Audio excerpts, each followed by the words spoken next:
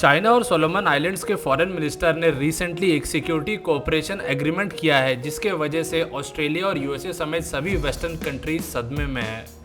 Solomon islands एक archipelago है बहुत सारी छोटे छोटे आइलैंड्स का, जो कि सदर्न पैसिफिक ओशन में स्थित हैं। ये ऑस्ट्रेलिया के नॉर्थ में मौजूद है। ऑस्ट्रेलिया से करीब 2000 किलोमीटर नॉर्थ ईस्ट में ये आइलैंड चेन मौजूद है। इस आइलैंड की करीब 8 लाख की आबादी है। इस आइलैंड ने चाइना के साथ एक एग्रीमेंट कर लिया और इस एग्रीमेंट का एक ड्राफ्ट वर्जन गलती से लीक हो गया था। इस ड्राफ्ट वर्जन को देखते ही जितने भी वेस्टर्न कंट्रीज थे उन सबको बहुत बड़ा शॉक लगा,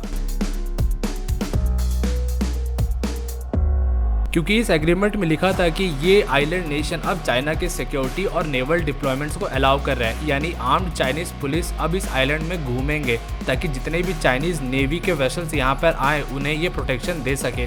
साथ ही साथ आगे चल के चाइना इन आइलैंड नेशन में एक बहुत बड़ा नेवल बेस भी बनाने वाला है। सिर्फ नेवी ही नहीं, ये पूरा मिलिट्री बेस होगा जिसमें फ्यूचर में चाइना की आर्मी और एयरफोर्स भी डिप्लॉयड रहेंगी और इनके प्रोटेक्शन के लिए चाइना अपने आर्म्ड पुलिस फोर्स को भी इन आइलैंड्स पे भेज रहा है, जिन्हें लीगल और जुडिशियल इम्यूनिटी मिलेगा।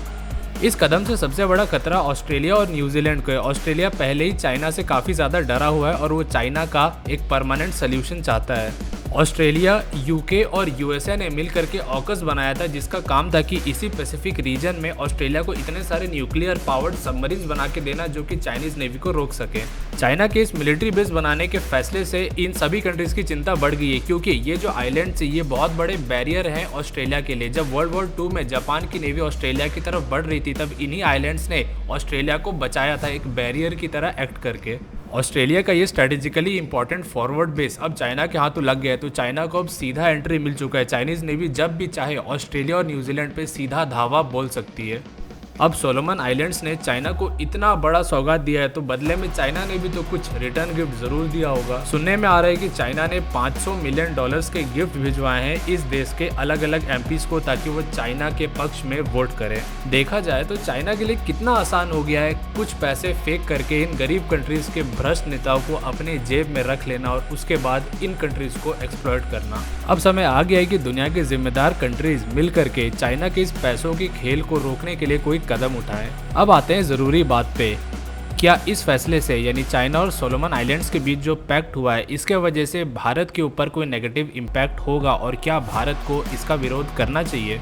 अगर सीधे तौर पे बताऊं तो भारत को डायरेक्टली तो इस पैक्ट से कोई इम्पैक्ट नहीं होने वाला है और नियर फ्यूचर में भी भारत को कोई नुकसान होता हुआ नहीं दिख रहा है, क्योंकि ये आइलैंड्स बहुत दूर हैं। ये भारत से करीब 8-9 हज़ार किलोमीटर दूर हैं और ये ऐसे पोजीशन पे है जहाँ पे सिर्फ ऑस्ट्रेलिया को ही इनसे कोई इमीडिएट दिक्कत हो सकता है। हालांकि सिर्फ यही सोच के हम चुप नहीं बैठ सकते, क्योंकि चाइना हमारा नंबर 1 दुश्मन इस वक्त बना हुआ है। तो चाइना का कोई भी फैसला जो उसे स्ट्रॉन्ग बनाता हो इस रीजन में, वो लॉन्ग टर्म में हमारे लिए खतरनाक है।